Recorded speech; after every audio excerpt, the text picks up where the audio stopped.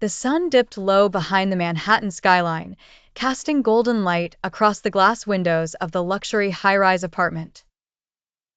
Christian stood by the floor-to-ceiling window, his arms folded, eyes scanning the horizon.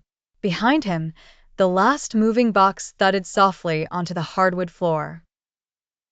"This city moves fast," he said, half to himself. Anastasia walked up behind him, wrapping her arms around his waist. "So do we," she whispered with a smile. "We made it."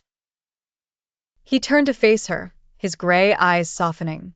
"You sure this is what you want, Anna? New York. The chaos. The noise." "I want us, Christian. Wherever that is." She looked up at him, her words quiet but firm. "This city is just a backdrop." He leaned down, brushing her lips with his. "Then let's make it ours." They spent the rest of the evening unpacking slowly, not out of necessity, but out of nostalgia. Every item pulled from a box had a story. The tiny Eiffel Tower from Paris, a photo from their Aspen cabin, the first edition of Tess of the D'Urberville, their life, in fragments, now coming back together in a new place.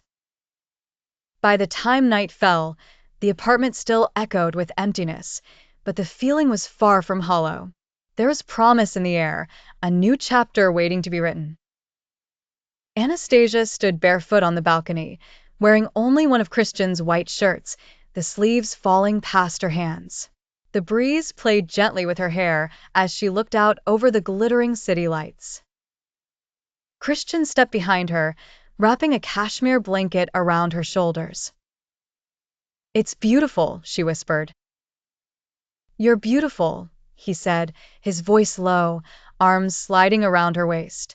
"This moment. You. Everything." She turned in his arms, her eyes meeting his clear, full of wonder and desire. "Make this night ours." Christian led her inside, the dim light casting golden shadows on the walls. Their new bedroom was barely set up, just the bed, some candles, and each other.